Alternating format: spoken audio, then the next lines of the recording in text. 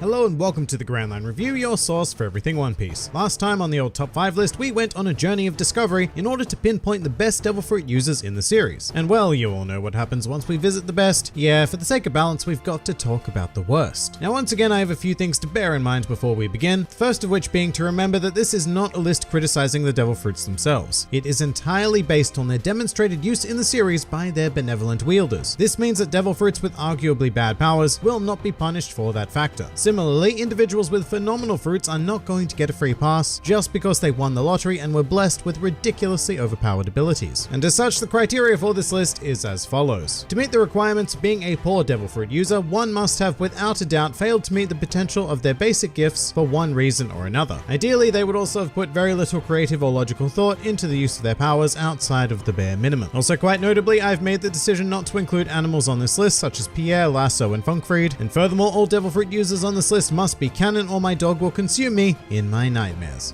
So with that out of the way, let's begin. Welcome to the top 5 worst Devil Fruit users in One Piece. Number 5.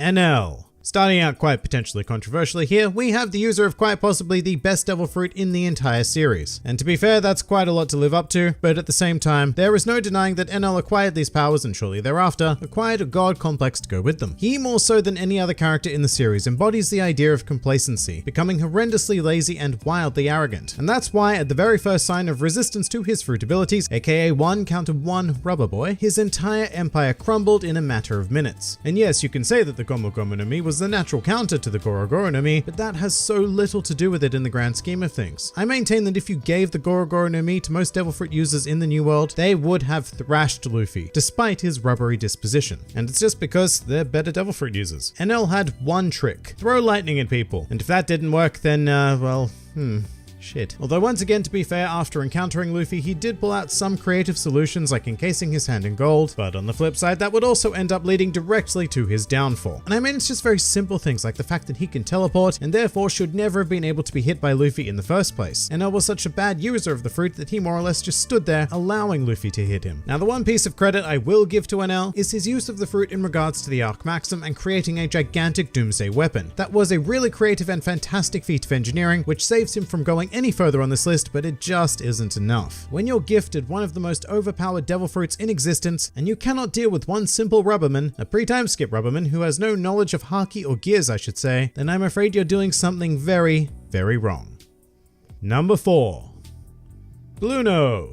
Alright, it's cow time, and Bluno might be an unexpected addition to this here listing because he's quite competent when it comes to life in general. You know, he's a decent fighter, cool fruit user, and he even owned a bar at one point, so it's as if he has everything sorted out. However, the point of contention comes with the idea that Bluno is just so ill-suited to his particular fruit, the Doa Doa no Mi, which allows the user to create doors and even enter a pocket dimension via air doors. As a result, the Doa Doa no Mi is catered towards an individual who favors stealth and removing themselves from dangerous situations, which being a secret government assassin, you'd think that Bluno would do, but that's just not Bluno's style. I mean, amongst all of CP9, he is the Tekkai specialist. You know, the technique that freezes your entire body and is based on tanking attacks. So it's a huge conflict because on the one hand, his fruit is designed to simply avoid head-on attacks and plan ambushes and the like, but Bluno's natural inclination is to fight head-on. And so the Doa Doa no Mi becomes incredibly wasted in his hands. And it's a bit worse because he further displayed its extreme potential in combat by creating the revolving door on Luffy's face, which almost completely incapacitated him for a brief period, and there's no decent reason why Bluno couldn't have been doing that the whole time with other parts of Luffy's body. It's just a pretty severe mismatching of personal style to Devil Fruit powers. I can't say that Bluno ever really invested into pursuing the Doa Doa no Mi to any form of potential it represents, and thus, as a result, here the cow man appears.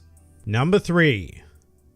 Gem. So most of you probably know him as Mr. 5, but the Vivia Card databook did recently reveal that his real name is in fact Gem. But that's not what we're here to talk about today. Gem is the wielder of the Bomu Bomu no Mi, a fruit that allows the user to make explosions from any part of their body or bodily secretions. So how does Gem make use of this power in the series? Well, abysmally is one word that comes to mind. And this is because his primary use of this power consists of removing a portion of snot from his nose and firing it at an opponent. And this is actually a really nice utility use of the fruit, you know, crafting these little sniper style explosions, but this is how how Gem uses the fruit 90% of the time, which is like giving someone a grenade launcher and telling them that they can only fire tennis balls out of it. And Gem does show some nice creativity by using his breath to create exploding bullets, but to me this only hammers home how horrifically misused the Bomu Bomu no Mi is. I mean, if even your breath is explosive, then why not go and create gigantic bombs by blowing up 50 balloons and dropping them on an opponent? I mean, nobody would ever suspect the balloons. But this applies to anything that he can excrete as well. Like, instead of relying on whatever is in your nose at the time, why not carry around vials of snot, breath, blood, spit, whatever? It's kind of weird and disgusting, but it would be so much more effective. And that's before we even get into the idea that his body just explodes on its own, meaning that he becomes a theoretical beast in hand-to-hand combat, especially since Gem himself admits that his most powerful move is the full body explosion. So if anything, this fruit is another incredible mismatch with its user, kind of like the opposite of the Bluno situation really, as the Bomu Bomu no Mi is far more effective head-on, while its user prefers to be stealthy and attack at a distance. Really, if Bluno and Gem were to switch devil fruits, I think we'd see fantastic use from both of them. But as they are, Gem certainly does not meet anywhere near the full or even basic potential of the Bomu Bomu no Mi. Number 2. Kanjuro.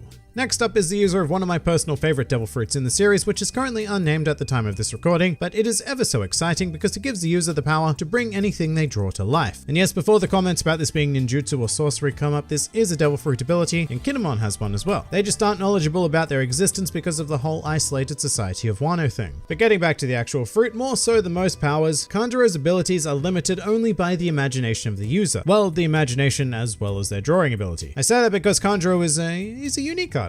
He very much has his own style. I mean, if you saw this work in a gallery, you'd know instantly that it was a Kanjuro original, but unfortunately this more often than not doesn't help the practical use of the fruit. Kanjuro's creations are often half-baked and so fail to reach the potential of drawings crafted by more imaginative or technically proficient wielders. And the first person that comes to mind would be Usopp actually, who possesses both of those qualities. With this fruit, Usopp would probably go on to become a serious power in the world, but we don't really need to reach that sort of potential to make better use of the fruit than Kanjuro does. And sadly, it really is as simple as that. Kanjuro is just a bit too close-minded and untrained to draw out more than the very basic elements of this devil fruit. But with that said, there does exist a fruit user in this world who wastes their gifts more than every other character on this list combined.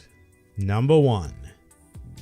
Magellan. So I don't know if this is a controversial pick because I think most people would remember Magellan as the dude who defeated Luffy and the entirety of the Blackbeard pirates, purely through wielding his devil fruit, the Doku Doku no Mi, which allows him to generate and control various types of poison. This fruit is actually maddeningly deadly, so much so that I placed it on my 2019 top 5 best devil fruits list. And with it, Magellan was able to maintain the great facility of Impel Down, well, up until a certain point in the story anyway. So what's the problem here? Well, it's one very simple use of the fruit, which is that after becoming a poison man, Magellan began to add poison to all of his meals because they allegedly added a lot of flavor to the food. And I should say that he was adding external poisons, not any of the kind that he generates. And whilst consuming these external poisons did not kill him, the sheer quantity that he consumes each day resulted in severe diarrhea. So much so that it forces him to spend 10 hours of every day on the toilet. So combine that with his 8 hours of sleeping, and that leaves only 6 hours a day where he can actually put his devil fruit powers to good use. So despite the fact that he is an incredibly formidable opponent and uses the Doku Doku no Mi phenomenally in combat or order maintenance situations, engaging in his powers to consume poisoned food is far and away the worst individual use of a devil fruit in the entire series. The detriment to his profession and general lifestyle is just ridiculous. I mean, 10 hours a day. I mean, yes, Magellan may have reached great potential with the fruit, but the detriment he inflicts upon himself easily cancels all of that out and leaves us merely with one horrible use of the fruit. And it is for that one apparently delicious reason that I find myself with no choice but to crown Magellan as the pinnacle of poor devil fruit users in the series.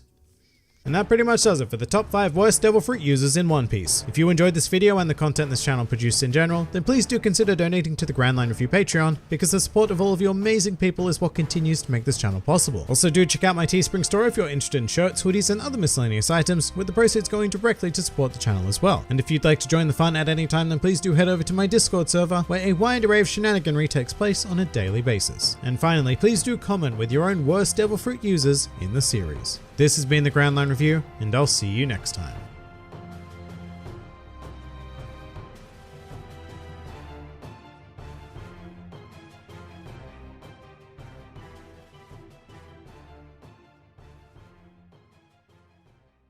This fine chap here is, well, he's our friend Bob, looking at 2 things. 1, poor grammar, and he's also looking at someone else eating his bagel. He really liked that bagel and someone ate it. Why poor grammar? There's lots of commas.